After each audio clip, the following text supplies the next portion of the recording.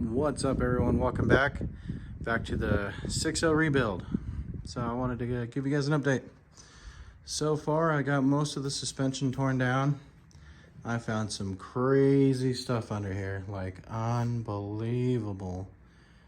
It's insane. It boggles my mind. Every single bushing was powder coated, melted. I'll probably post up some videos of that later. Out of the entire suspension, everything you see, the only thing I'm reusing is this upper bracket, the springs, and possibly the drop mounts for the radius arms, but I'm probably gonna do a 4-link in the front, so I might not need that. Those springs are extra ones that I had. They're the proper stock ones, but they're for a 350, so they're about 3/4 of an inch bigger, which would make it to where I need a 6.5-inch block, which would work perfect. But I might do progressive springs, some Devers, but I'm not sure yet. This is the rear. As you can see, I did do a lot. I got these brakes on there. They are used, but they are perfect. They work perfect. Nothing's wrong with them. I did put new pads in there. And of course, I got the brackets. Also ended up doing new brake lines. I got these from PMF.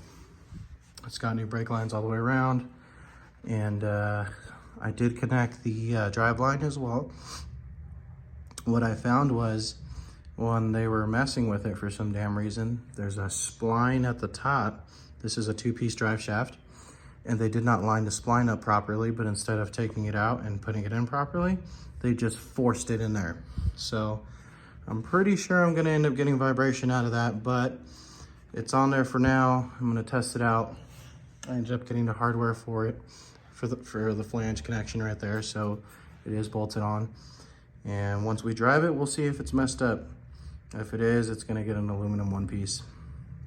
Now, this is the exhaust it came with, as you can see. Also not done correctly, but that's why it's here. Get done right. We should be back on the road soon. But yeah, it's pretty intense. Almost every single shock was blown out. All the bushings are destroyed.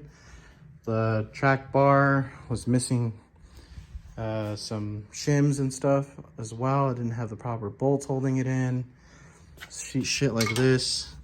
I mean, I get it. I guess they were trying to stop the fluid from coming out, but these are doing nothing. The fluid came out anyways. So next thing we're gonna get is front brakes and brackets. Put all the front setup together so I know it'll actually stop.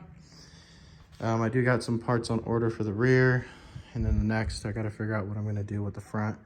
I don't know if I'm gonna 4-link it. I think I am, but we'll see.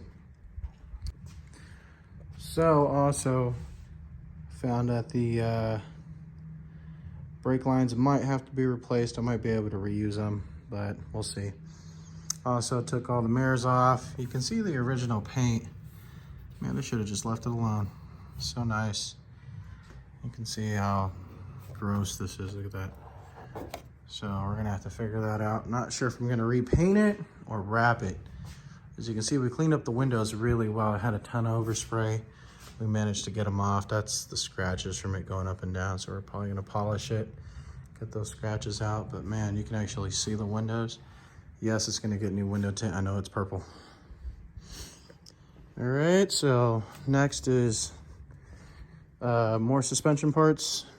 Once we have everything we need on suspension and she is sitting on the wheels and tires, that's when we'll worry about paint and everything else.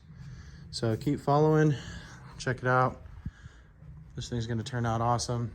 And then after we get it all put together, suspension and paint wise, then it's time to mess with the motor. The motor is up to par, but there's nothing wrong with more horsepower. Let's get it.